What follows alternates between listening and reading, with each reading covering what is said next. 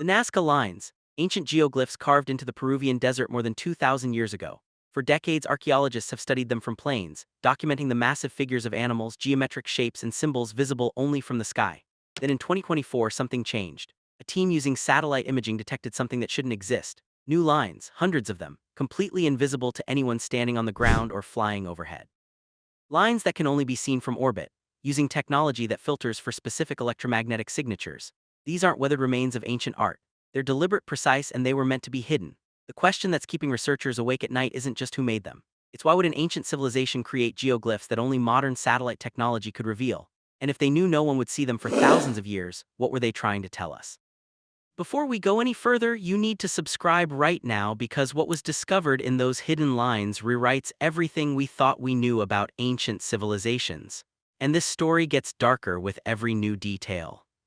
The discovery happened by accident. Dr. Elena Restrepo, a geophysicist working with the Peruvian Ministry of Culture, wasn't even looking for new Nazca lines. She was analyzing ground penetration radar data to study ancient water channels beneath the desert when her screen lit up with something impossible: geometric patterns, perfectly straight lines intersecting at precise angles. Not on the surface, but just beneath it, compressed into the substrate in a way that made them electromagnetically distinct from the surrounding soil.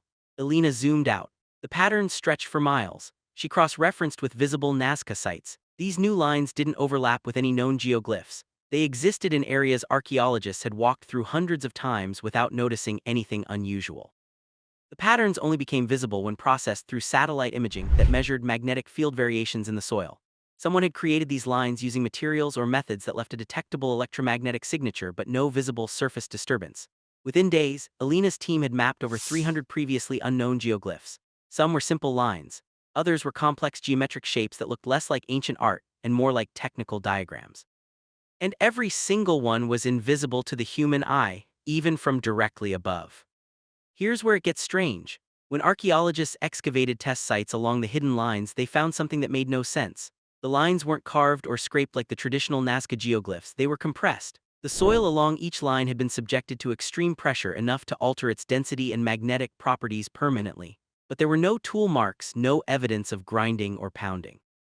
Just perfectly uniform compression running in dead straight lines for hundreds of meters. Dr. Marcus Webb, a materials scientist brought in to analyze samples, described it like this. Imagine taking a handful of loose sand and squeezing it so hard it turns into a solid brick, but doing that across miles of desert floor with precision down to the centimeter. We don't have technology that could do this today, not at this scale. The analysis got stranger. Carbon dating of organic material trapped in the compressed soil dated the lines to approximately 200 BCE, the same period as the visible Nazca lines, but spectral analysis revealed trace elements that shouldn't exist in that concentration naturally.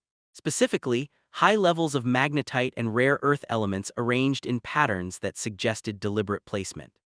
Someone had mixed these materials into the soil before compression, as if they wanted to create a permanent electromagnetic signature that would last millennia. The team expanded their satellite survey across the entire Nazca region. What they found made Elena call an emergency meeting with Peruvian authorities. The hidden lines weren't random.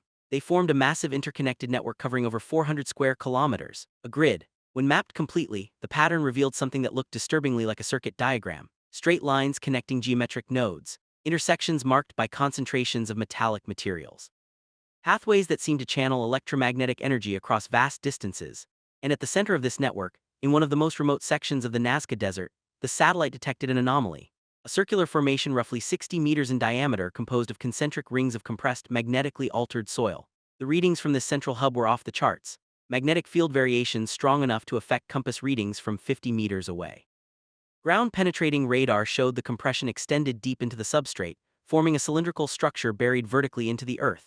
When they finally excavated the site in late 2024, what they found beneath 3 meters of accumulated desert sand made international news. A platform, constructed from thousands of flat stones, each one embedded with fragments of magnetite arranged in precise geometric patterns.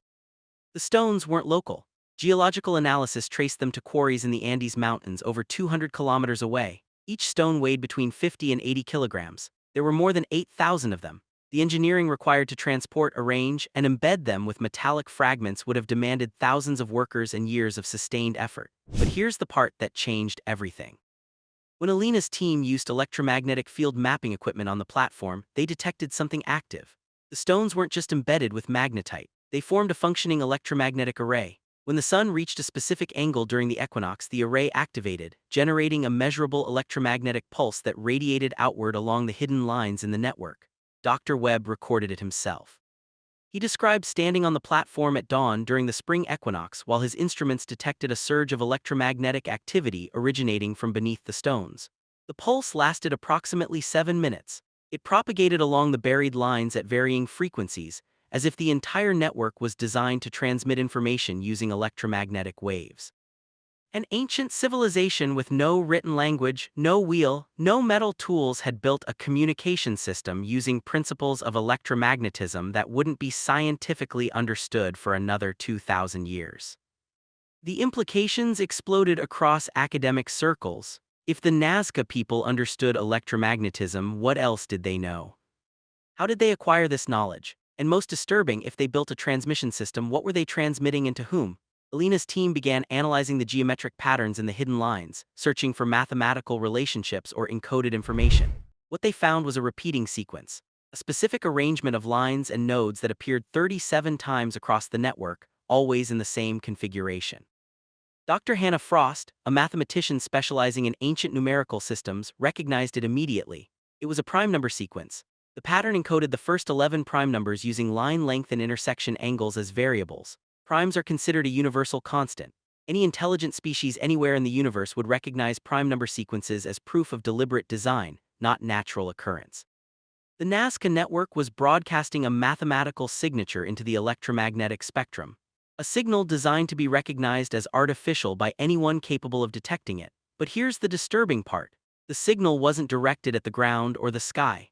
Based on the orientation of the array and the frequency of the pulses, the transmission was aimed into space. This is where the story moves from archaeological mystery into something far darker. In early 2025, Alina received a classified briefing request from the Peruvian government and representatives from an unnamed international space agency. They wanted to know if her team had detected any incoming signals, any response to the transmissions generated by the platform. Alina was confused. The array only activated during specific solar alignments. It had probably transmitted intermittently for centuries before falling dormant as the stones became buried. Why would anyone expect a response after 2,000 years? That's when they showed her the data. Satellite monitoring stations had detected anomalous electromagnetic signals originating from the Nazca region, not from the platform itself but from the surrounding desert. Signals that activated in response to the platform's equinox pulse. Signals that hadn't been there before the excavation. Someone or something was answering. The response signals were faint, scattered across multiple locations within the network. They lasted only seconds and appeared to use the same frequency modulation as the platform's transmission. But the transmission points weren't static. Each equinox, the response came from a different location, as if something was moving through the network, using the buried lines to communicate.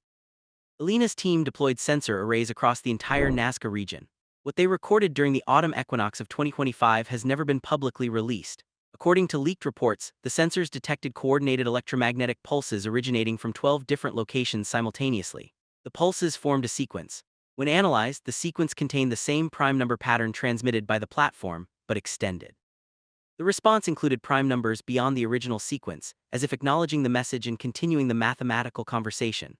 But the pulses didn't originate from above ground. They came from below. Ground-penetrating radar revealed additional structures buried at each response location. Smaller platforms, similar in design to the central hub but older. Carbon dating suggested they predated the main network by at least 500 years. These weren't transmission sites. They were receivers. Someone had built an underground network of electromagnetic receivers centuries before constructing the visible Nazca lines. The geoglyphs everyone knows, the monkey, the spider, the hummingbird, they were never the main event. They were markers. Surface-level indicators pointing to the locations of the buried receivers for anyone who knew what to look for from above. And that raises the question no one wants to ask out loud. If the Nazca people built receivers before they built transmitters, what were they listening for? Dr. Frost proposed a theory that got her quietly removed from the project. She suggested the Nazca civilization didn't develop electromagnetic technology independently. They were following instructions. The original platforms, the receivers, were built based on knowledge transmitted to them by an external source. Once the receiver network was complete, they were instructed to build the transmitter, the central platform, to signal that they had successfully received and understood the message. The visible Nazca lines were added later as a redundancy. Physical markers that would survive even if the electromagnetic network failed, ensuring that future generations or future visitors could locate the buried technology. Her theory explained why the lines were so massive and only visible from the air. They weren't art or religious symbols. They were a backup navigation system pointing to the real message hidden underground. But Frost's theory required accepting something most archaeologists refused to consider, that the Nazca people were in contact with someone or something capable of transmitting technical knowledge across vast distances, and that contact didn't end 2,000 years ago. The Peruvian government shut down public access to the excavation sites in late 2025.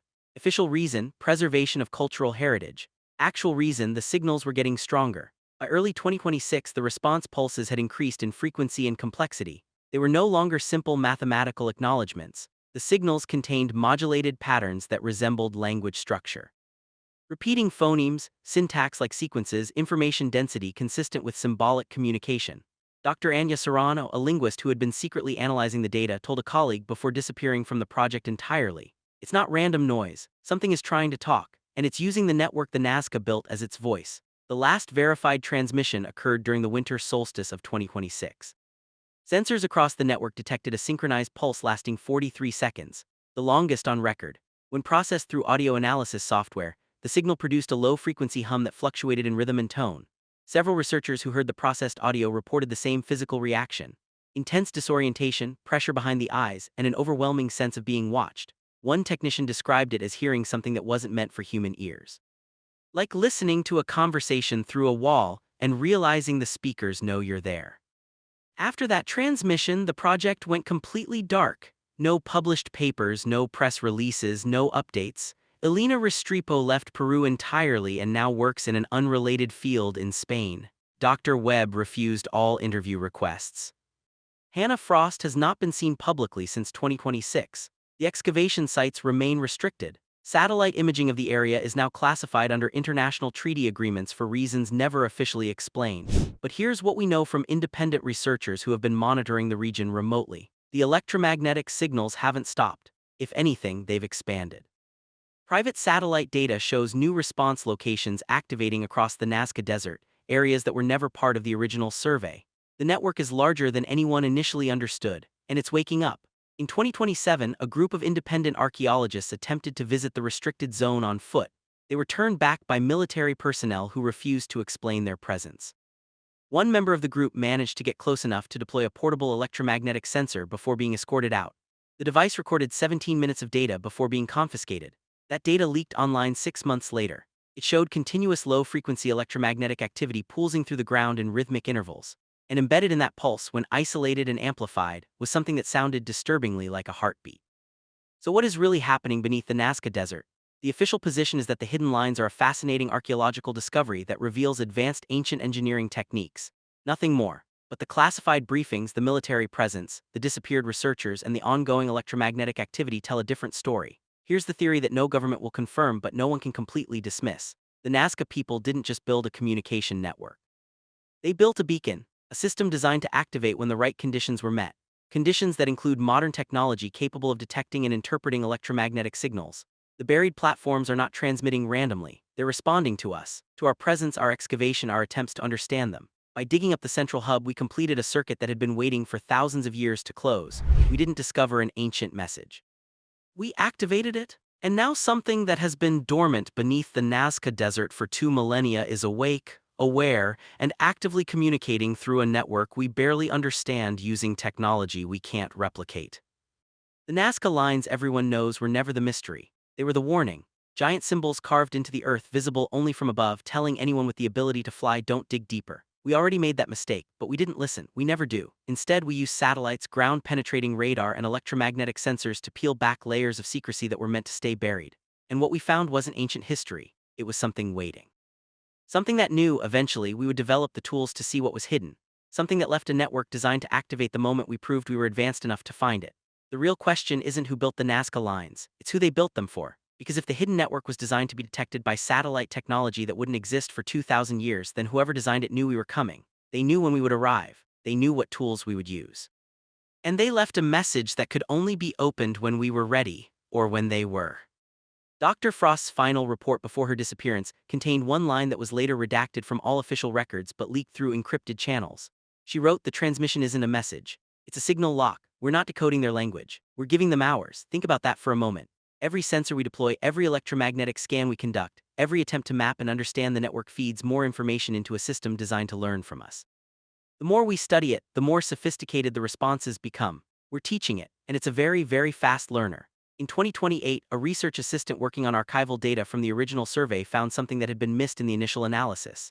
Embedded in the geometric patterns of the hidden lines was a date, not written in numbers or symbols, but encoded in the mathematical relationships between line angles and intersection points. When calculated using astronomical alignment specific to the Nazca latitude, the encoded date translated to a specific day and time. March 15, 2029. 6 months from now. No one knows what that date means, but the electromagnetic activity in the network has been steadily increasing in intensity and frequency, building towards something, and the response signals are no longer scattered across multiple locations. They're converging. All of them pulsing in synchronized rhythm, moving through the buried network toward a single point. The central platform, the place where this all started. The Peruvian government has quietly evacuated nearby villages under the guise of environmental concerns. Satellite monitoring has intensified. International agencies with no public connection to archaeology have established observation posts around the restricted zone, and everyone involved is watching the calendar countdown to March 15th. What happens on that date is anyone's guess, maybe nothing. Maybe the whole thing is an overcomplicated coincidence, and the signals are just geological anomalies misinterpreted by pattern-seeking researchers. Or maybe, 2,000 years ago, someone built a clock, a countdown hidden in stone and soil and electromagnetic pulses, waiting for the moment when humanity developed the tools to read it, waiting for us to prove we were advanced enough to receive what comes next. The Nazca lines, the ones you can see from a plane, have fascinated people for generations, but they were never the mystery, they were the cover story. Beneath them, invisible to anyone without satellite technology and electromagnetic sensors, lies a network built by people who shouldn't have understood the principles required to construct it. A network that is currently active, responsive, and counting down to a date that is now less than 6 months away. If you're still watching, then you understand why this story matters, because the Nazca lines just revealed something that changes everything. Not a new set of ancient drawings. A functioning system built by an ancient civilization that understood technology they shouldn't have possessed, designed to activate only when we became advanced enough to find it. And now that system is awake, it's learning, and it's waiting for March 15, 2029. Subscribe if you want to know what happens when that day comes. Because if the researchers are right, the hidden lines beneath Nazca weren't just a message from the past. They were an invitation, and we just RSVP'd. The countdown is running, and no one, not the governments monitoring the site, not the scientists analyzing the data, not the ancient civilization that built the network, no one knows what happens when it reaches zero. Except maybe whatever is waiting beneath the desert. The thing that has been listening, learning, and preparing for 2,000 years. The thing that knew we would come. The thing that left instructions only visible from space because it knew eventually we would learn to look. The Nazca lines weren't meant for us to admire, they were meant for us to follow, and we did. Now we wait to see what we've unlocked. What makes this discovery even more unsettling is the timeline. The ancient builders didn't just leave us a date, they left us a progression. Each equinox activation reveals slightly more information, slightly more complexity, as if the system was designed to teach us gradually, to prepare our minds for something larger. The electromagnetic signatures detected in 2027 and 2028 showed clear evolution. They weren't static transmissions from a dead civilization. They were dynamic, adaptive, responsive to every scan, every measurement, every tool we deployed to understand them. This isn't passive ancient technology gathering dust in the desert. This is something that learns in real time, something that has been studying us while we study it. And the asymmetry of that exchange should terrify us. We've spent months analyzing their signal. They've spent 2,000 years preparing ours. The geometric patterns in the visible Nazca geoglyphs have been re-examined with fresh eyes since the discovery of the hidden network. What archaeologists thought were simple artistic representations now look like instruction manuals when viewed through a new lens. The monkey with its coiled tail mirrors the shape of an electromagnetic coil. The spider's legs align perfectly with circuit pathways when overlaid on the buried network map.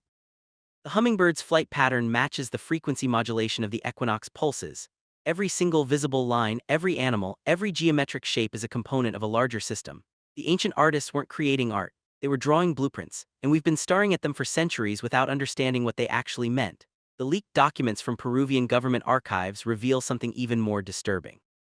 There are historical records, documents from Spanish conquistadors and colonial administrators, describing strange electromagnetic phenomena in the Nazca region dating back centuries. Compasses malfunctioning, auroras visible at impossible latitudes, livestock behaving erratically during certain nights of the year. These observations were dismissed as superstition and misunderstanding. But now, viewed through the lens of the hidden network, They appear to be documented instances of the system activating during natural astronomical alignments. The network has been intermittently waking up for hundreds of years, transmitting its signals into space, waiting for a response from something we still can't identify. What's haunting is that the frequency of these historical anomalies increased dramatically in the 20th century, right after humans developed radio technology. Right after we learned to broadcast into the electromagnetic spectrum ourselves, the network didn't just start responding to our excavation in 2024, it started responding to our broadcasts in the 1920s.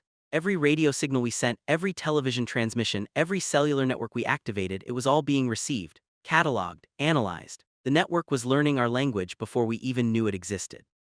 The conversation between the hidden system and whatever it's communicating with has been ongoing for nearly a century. We just didn't realize we were part of it.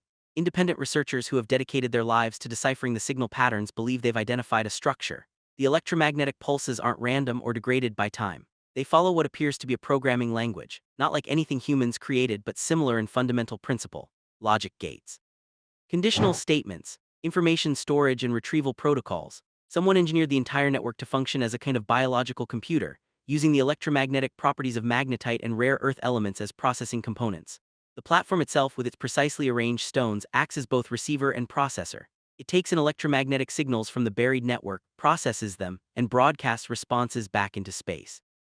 For 2,000 years, it's been waiting for the right input, waiting for humanity to develop technology sophisticated enough to be recognized as intelligent.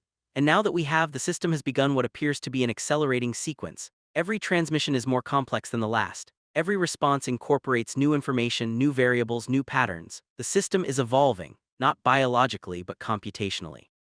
It's running an algorithm that adapts based on what we give it. The more information we feed it, the more sophisticated it becomes. And we keep feeding it. Every research team, every sensor deployment, every attempt to understand the network provides new data for the system to process and learn from. We're not just excavating an archaeological site, we're debugging ancient code written in stone and magnetism. And we're approaching the release date. March 15th is no longer just a deadline. It's a timestamp, something scheduled to execute at a specific moment in time. But unlike software, we don't know what the output will be. The theories range from the mundane to the apocalyptic. Some researchers believe the date marks a scheduled transmission event, a coordinated broadcast through the network meant to reach into deep space, a signal call of far greater power than anything previously detected.